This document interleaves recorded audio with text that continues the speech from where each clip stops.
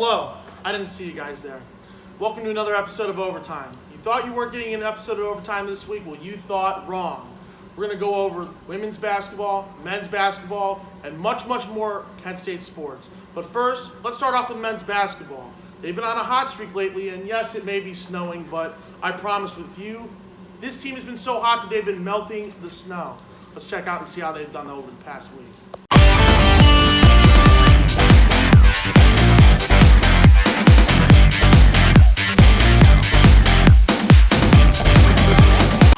Kent State, Akron, this is the final part of the Wagon Wheel Series. Let's go ahead and get to it. Ali, he will find Brian Trimble from downtown. He'll start the game off scorching hot. Trimble had 26 in this game as Tervel Beck drives and scores, and Beck was the only one to score for the Flashes really early on in the first half as Beck with the filet gets that in there as well. He will finish with 10. He has a couple baskets later on in the film. Ali from downtown for the Akron Zips. That one was good. As you saw, Trimble from Lauren Jackson. Bang, that one's money as well. And the Flashes were firing again on all cylinders as Lauren Jackson puts on the moves on Malik Jacobs. That one was in. And then Tervel Beck gets the feed from Danny Pippen. He would score right there. And Kent State, at that point, they were going to go on the run. As Danny Pippen gets it from Santiago, there's the floater. That one's in for the Golden Flashes as well. Santiago, again, he would find Pippen for three. Bang! That one was money for the Golden Flashes. And here goes Lauren Jackson with the move. And the Zips were zipping back. Every answer that the Kent State Golden Flashes had, it seems like Akron had one for them as well. Malik Jacobs would kick it to Pippen. Bang! Another three-pointer for Danny Pippen. Malik Jacobs, he would have that stolen Jeremiah Hernandez with the one-hand slam. And that got the Kent State crowd off their feet for what there was. Santiago for three, got it in.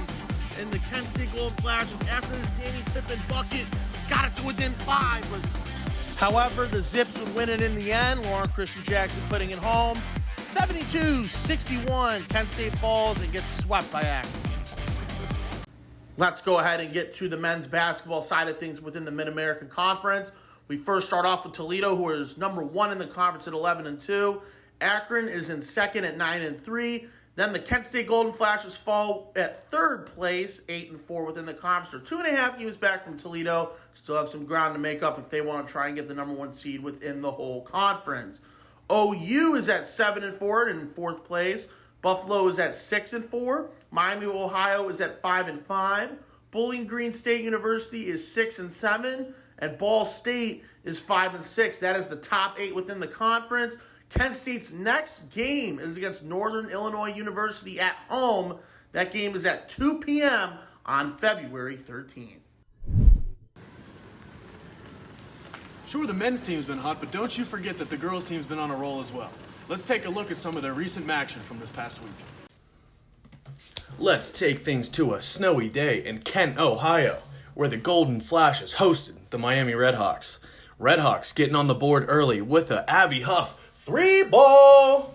And they were not done early yet with Peyton Scott driving to the right, reaching out, and that ball seems to go exactly where she needs it to. Not able to get it going this time, though, with Nyla Blackford picking it, looking to go coast to coast. Doesn't find that contact, but, we'll take the 2 points while we're here. Casey Santoro says, I want to steal while we're at it.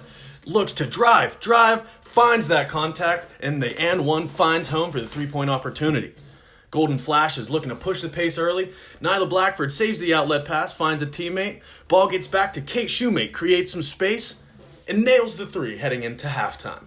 The Golden Flashes weren't done hitting from deep yet with Lindsay Thal starting off the half with a 3-ball. And Kate Shoemate driving, fighting through some pressure, and making the tough layup. Scott, I can do that too. Fights through, makes the and one layup, keeping the Redhawks a little bit closer in this one. Modkins gets the ball, finds Claire Kelly, who doesn't need a lot of space to make that one. Peyton Scott sizes up her defender and looks to make a 3 of her own, keeping it to a close game. Peyton Scott gets the ball again and finds that isolation again. Through the legs, cross, contact, and one. 1 possession game. Seconds left on the clock. Nyla Blackford looking to post up, finds Modkins for the 3-ball.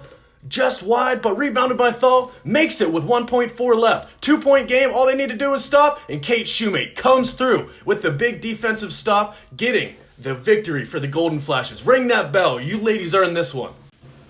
Beyond the nail-biter victory over Miami, a big overtime win over the Toledo Rockets solidify a 6-1 conference record for the Kent State Golden Flashes, who currently sit at the top of the MAC. That coveted spot at the top of the MAC will be challenged by Bowling Green this Wednesday at the MAC for a 6 p.m. matchup between the 10-3 Falcons and the 6-1 Golden Flashes. Beyond that game, another big game for the Golden Flashes will come on Saturday, where they travel to Central Michigan for a matchup with the 9-4 fifth place Central Michigan Chippewas. Men's and women's basketball weren't the only things that were going on this past week. We have volleyball, gymnastics, and wrestling. Let's get to the action. Kent State women's volleyball team has been off to a trailblazing, scorching hot start as they're 4-0 in league play as they won their last 2 games against Buffalo last week by final scores of 3-0. Kent State is 4-0 on the year. They've only let Central Michigan score 1 set on them the entire year as they beat Central Michigan just before the month of February by scores of 3-0 and 3-1. Their game against Eastern Michigan was postponed, so disregard that. But for their upcoming schedule, they played the team down the street at home in their first home matchups of the year. This is a doubleheader back-to-back. So on February 11th, Kent State will take on Akron at home. And then on February 12th, they will finish that doubleheader up with Akron and Kent State yet again at home.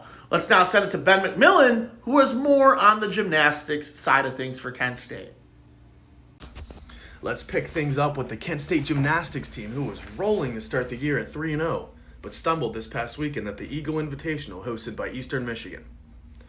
Although Abby Fletcher, the 2-time MAC Gymnast of the Week, picked up right where she left off, tying her career high of 9.9 on the beam, it wasn't enough to get the Golden Flashes the victory, with Ball State leading the pack.